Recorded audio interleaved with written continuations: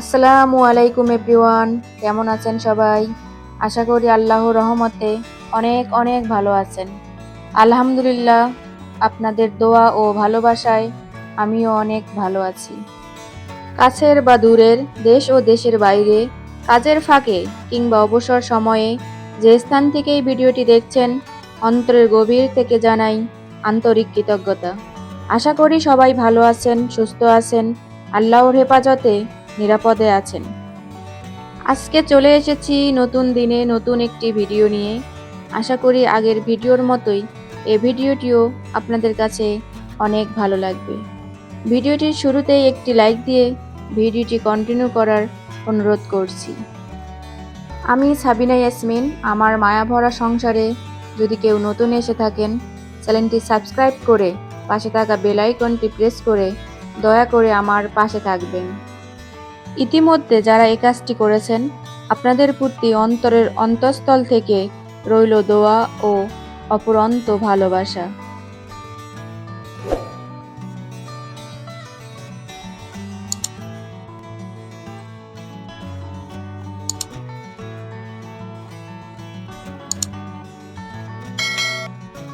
আজকের ভিডিওটি করেছি দুপুরের কিছু সময়, দুপুর 2টা 20 মিনিট। এখন তামিমকে নিয়ে এসেছি, আমার ছোট ছেলে তামিম, ওকে নিয়ে এসেছি কোচিংয়ে।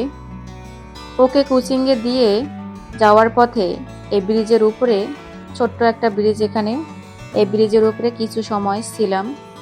শীতের সময় দুপুরের রোদটা অনেক ভালো লাগে। দুপুরে গোসল করে খাওয়া দাওয়া করে তামিমকে নিয়ে এসেছি কোচিংয়ে দিতে। ওকে কোচিংয়ে দিয়ে আমরা এখানে একটু কিছু সময় কাটালাম রোদে। শীতের সময় দুপুরের রোদটা সত্যি অনেক মজার লাগে, একটা আলাদা শান্তি থাকে। এখানে সজীব আর আমি কিছু সময় কাটিয়ে আমরা হাঁটা শুরু করলাম। পথে যেতে যেতে দেখি কতগুলো সাদা রাজহাঁস, দেখতে অনেক সুন্দর লাগতেছিল। আসলে সাদা জিনিস দেখতেই অনেক সুন্দর। আমাদেরকে দেখে রাজহাঁসগুলো একটু উড়াল দিয়ে গেল। দেখুন কত সুন্দর করে উঠতেছে রাজহাঁসগুলো। সজীব তো দেখে কি হাসি রাজহাঁসের উড়াউড়ি দেখে। আমরা কিছুক্ষণ রাজহাঁসগুলোর কাছেই ছিলাম, রাজহাঁসগুলোকে দেখলাম। সজীব তো এখান থেকে যেতে চাচ্ছিল না, এজন্য এখানে কিছুক্ষণ আমরা থেকে তারপর রওনা দিলাম। তামিমের মাদ্রাসায় যেতে প্রায় 15 মিনিটের মতো লাগে। যাওয়া আসা অন্তত আধা ঘন্টা তো লাগেই। তো ওকে আমি প্রতিদিনে মাদ্রাসায় দিয়ে আসি, সকালে, দুপুরে, রাতে। এখন দুপুর কোচিংয়ের সময় ছিল, এখন ওকে কোচিং করার জন্য দিয়ে আসলাম। আর সজীব আর আমি রাস্তা দিয়ে হাঁটতে হাঁটতে একটু ভিডিও করলাম। রাস্তায় ভিডিও করতে একটু লজ্জাবোধ হয়, কেমন জানি লাগে ভিডিও করতে।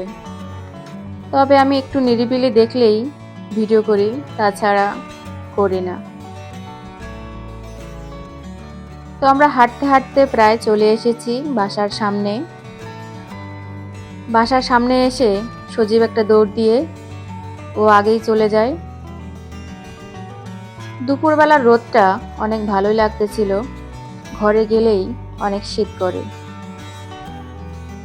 তো সজীব গেটের কাছে এসে দেখে গেটটা ভেতর থেকে লাগানো, আমাকে বলে খুলতে।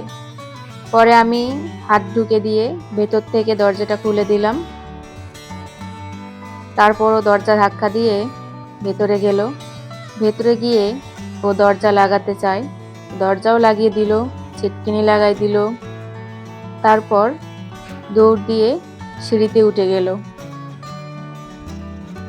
তারপর আমরা আস্তে আস্তে সিঁড়ি উঠতে লাগলাম। সিঁড়ি উঠতে এখন আর সজীব ভয় পায় না, ধরতেও হয় না। আস্তে আস্তে ও সিঁড়ি ওঠা শিখে গেছে। তবে নামতে কিছুটা সমস্যা হয়। আশা করি আপনাদের দোয়া আর আল্লাহর রহমতে সেটাও ঠিক হয়ে যাবে। জানি না আমার ভিডিও আপনাদের কাছে কেমন লাগে, তবে আপনাদের সুন্দর সুন্দর কমেন্ট আমাকে অনেক অনুপ্রাণিত করে। আশা করি এভাবেই আমার পাশে থাকবেন, আমিও থাকবো ইনশাআল্লাহ। বন্ধু হয়ে সবাই সবার পাশে থাকলে কষ্ট কখনো বৃথা যাবে না। আমার ভুল ত্রুটিগুলো ছোট বোন মনে করে ক্ষমা করে দেবেন। আর আমার পরিবারের জন্য অনেক অনেক দোয়া করবেন। আজকে এ পর্যন্ত। পরবর্তী ভিডিও দেখার আমন্ত্রণ জানিয়ে বিদায় নিচ্ছি। সবাই ভালো থাকবেন, সুস্থ থাকবেন। দেখা হবে, কথা হবে অন্য কোনো এক ভিডিওতে। আল্লাহ হাফেজ।